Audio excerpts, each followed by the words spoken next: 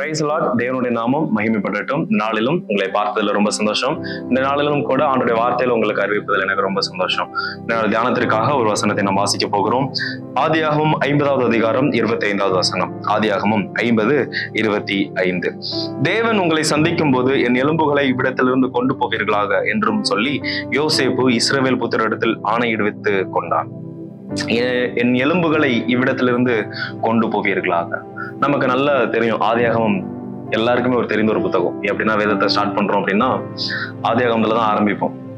அப்போ ஆதியாகமம் கரெக்டாக என்ன பண்ணிடுவோம், வாசிச்சிருவோம். யாத்திராகம் லேவியராகம் போகும்போது ரொம்ப ஸ்ட்ரகிள் பண்ணுவோம். அப்போ ஆதியாகமும் ஒரு நல்ல ஒரு ஃபெமிலியரான எல்லாருக்கும் தெரிந்த ஒரு புத்தகம், வரலாற்று புத்தகம். இந்த புத்தகத்தின் சம்பத்துல இந்த யோசேப்பு குறித்து நாம் பார்க்கிறோம். யோசேப்பு தான் செய்யாத பல தவறுகள், செய்யாத நிறைய காரியங்களுக்காக குற்றச்சாட்டப்பட்டு என்ன பண்றாரு, அந்நிய தேசத்துல அடிமைகளா இருக்கிறார். அந்நிய தேசத்தில் தன்னுடைய வாழ்க்கையை வாழ்ந்து கொண்டிருக்கிறார். ஒரு நாள் வந்து தேவன் அவருக்கென்று நியமித்த நாள் வந்தது. அந்த நாளில் யோசேப்பின் தலை உயர்த்தப்பட்டது. இப்போ அவனை தேடி அவனுடைய குடும்பத்தார் எல்லாரும் வராங்க. இந்த நாட்கள்ல பல நேரங்களில் நாம அப்படிதான் சில நேரங்கள் செய்யாத சில விஷயங்களுக்காக, சில காரியங்களுக்காக ஒதுக்கப்பட்டிருக்கலாம். ஆனால் ஒரு நாள் தேவன் நம்ம என்ன பண்ணுவார், நம்ம குடும்பத்தாரை தேடி வர இதை பார்த்து கொண்டு இருக்கவங்களுக்கு சொல்லுகிறேன். அதே போலதான் இந்த யோசேப்புக்கு குடும்பத்தார் தேடி வராங்க. வரும் பொழுது அவர்கள் வாழ்க்கையெல்லாம் செட்டில் ஆகுது, நல்லா இருக்கிறாங்க, சந்தோஷமா இருக்கிறாங்க. இப்ப யோசேப்புக்கு ஒரு ஆசை வருது. என்னன்னா நான் இப்ப அந்நிய தேசத்துல இருக்கிறேன். இப்ப நம்ம இந்தியாவில இருக்கிறோம் அப்படின்னா வேற ஏதாவது தேசத்துல, கண்ட்ரில, US, UK போய் செட்டில் ஆகுறோம்னா நம்மளுடைய வயதான நாட்கள் நமக்கு ஒரு ஆசை வரும். நான் என்னுடைய சொந்த தேசத்துக்கு போகணும், என்னுடைய சொந்த ஊரை பார்க்கணும், என் சொந்தக்காரங்களை பார்க்கணும், நமக்கு ஒரு ஆசை வரும் தானே. அதே போல யோசேப்புக்கு இப்படி ஒரு ஆசை வருது. என்ன அப்படின்னா, நான் செத்ததுக்கு அப்புறம் என்ன இங்க அடக்கம் பண்ணுவீங்க, ஆனா ஒரு நாள் நீங்க எல்லாரும் ஊருக்கு போவீங்க, அதாவது நம்முடைய சொந்த தாய் நாட்டிற்கு போவீங்க. அந்த தேசத்துல அங்க போயிட்டு என்னுடைய எலும்புகள் என்ன பண்ணுங்க, அடக்கம் பண்ணுங்க. என்னுடைய எலும்புகள் இங்க இருக்கக்கூடாது அப்படின்னு சொல்லி என்ன பண்றாரு யோசேப்பு சொல்றாரு. Shape your life. இன்றைக்கு நான் உங்களுக்கு சொல்ல விரும்புற ஒரு காரியம் என்னன்னா, ஷேப் யுவர் லைஃப். உங்கள் வாழ்க்கையை நீங்க தான் தீர்மானிக்கணும், உங்க வாழ்க்கையை நீங்க தான் உருவாக்கணும், உங்க வாழ்க்கையை நீங்க தான் கட்டணும். என் வாழ்க்கை இப்படிதான் இருக்கணும் அப்படின்னு யோசேப்பு அதை தான் செஞ்சார்.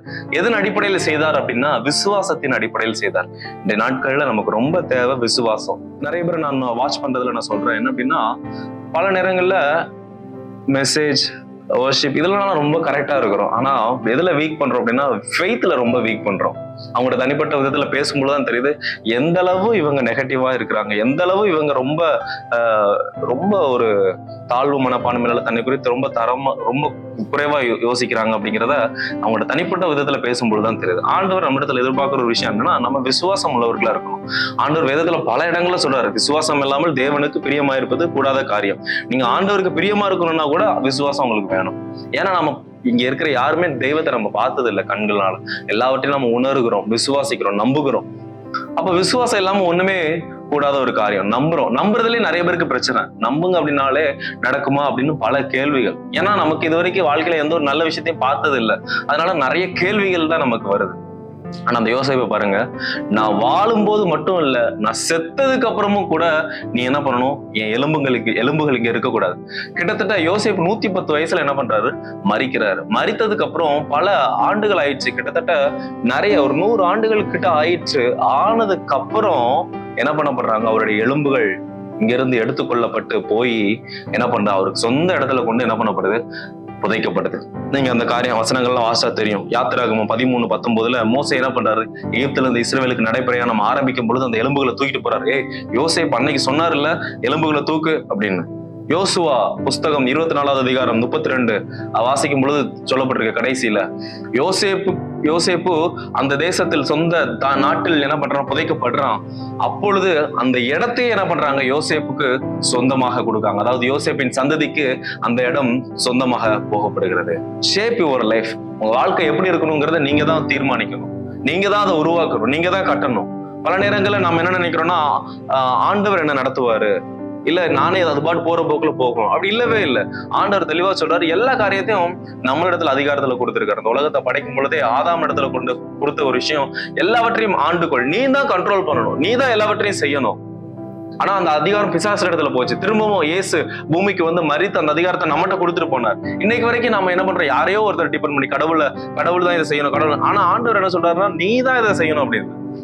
நீதிமொழிகள் 18:21 சொல்லப்பட்டிருக்கு, மரணமும் ஜீவனும் நாவின் அதிகாரத்தில் இருக்கும் அப்படின்னு. நீ நல்லா இருக்கணும்னு நினைச்சாலும் நல்லா தான் இருப்ப, நீ நாசமா போகணும்னு நினைச்சாலும் நாசமா தான் போவ. நீ என்னவாக நினைக்கிறாயோ அதுவாக ஆகி கொண்டிருக்கிறாய் அப்படின்னு உலக பழமொழிகள் நிறைய சொல்லுது. அப்போ நாம எப்படி இருக்கணுங்கிறத நம்ம தான் டிசைட் பண்ணணும். உங்கள் வார்த்தைகள் உங்கள் வாழ்க்கையை கட்டட்டும். உங்கள் வார்த்தைகள் தான் உங்கள் வாழ்க்கையை உருவாக்குகிறது. கடைசியாக எபிரேயர் 11:22 நான் வாசிக்கிறேன். எபிரேயர் 11:22. விசுவாசத்தினாலே யோசேப்பு இஸ்ரவேல் புத்திரர் எகிப்து தேசத்தை விட்டு புறப்படுவார்கள் என்பதை பற்றி தன் அந்திய காலத்தில், அதாவது வயதான காலத்தில் பேசி தன் எலும்புகளை குறித்து கட்டளை கொடுத்தான். அந்த வசனம் ஆரம்பிக்கும் போது சொல்லப்பட்டிருக்கு, விசுவாசத்தினாலே. அவன் விசுவாசத்தினால என் லைஃப் இப்படிதான் இருக்கணும்னு ஷேப் பண்றான். அதே போல நடக்குது. இன்னைக்கு இதை பார்த்து கொண்டிருக்கிற உங்களிடத்துக்கு ஒரு லேர்னிங்கா நான் சொல்றேன். நீங்க ஷேப் பண்ணுங்க. Shape your life, shape your pads, shape your lifestyle. எல்லாவற்றையும் நீங்க தீர்மானிங்க. நான் எப்படி இருக்கணும், நான் எதை பேசணும், என்னுடைய ஸ்டாண்டர்ட் எப்படி இருக்கணும், என்னுடைய ஆட்டிடியூட் எப்படி இருக்கணும், என்னுடைய லைஃப் ஸ்பிரிச்சுவல் லைஃப் எப்படி இருக்கணும், என்னுடைய ஃபேமிலி எப்படி இருக்கணும், என்னுடைய ஃப்ரெண்ட்ஸ் எப்படி இருக்கணும், எல்லாவற்றையும் நீங்க ஷேப் பண்ணுங்க. நீங்க எதை உருவாக்குறீங்களோ, நீங்க எதை வாயில பேசுறீங்களோ, அறிக்கைடுறீங்களோ, அதுதான் உங்க வாழ்க்கையில நடக்கும். அதை பார்த்து கொண்டு இருக்கிறவங்களுக்கு ஒரு நல்ல ஒரு காரியத்தை நான் சொல்றேன். நீங்க உங்க வாழ்க்கையை உருவாக்குங்க. உங்க வாழ்க்கை நிச்சயம் ஆசீர்வாதமாக இருக்கும். நான் இதைதான் செய்வேன், நான் நல்லா இருப்பேன், என் குடும்பம் நல்லா இருக்கும், என் பிள்ளைங்க நல்லா இருப்பான், நான் விசுவாசமா பேசுவோம். நெகட்டிவான காரியங்களை விட்டு திரும்ப ஆண்டவர் நமக்கு உதவி செய்வாராங்க. பார்த்து கொண்டு இருக்கிற உங்களுக்கு யாவருக்கும் என் அன்பின் வாழ்த்துக்கள். இந்த நாளும் கூட ஆசீர்வாதமாக இருக்க வாழ்த்துக்கிறேன். Thank you. God bless you. Have a nice day.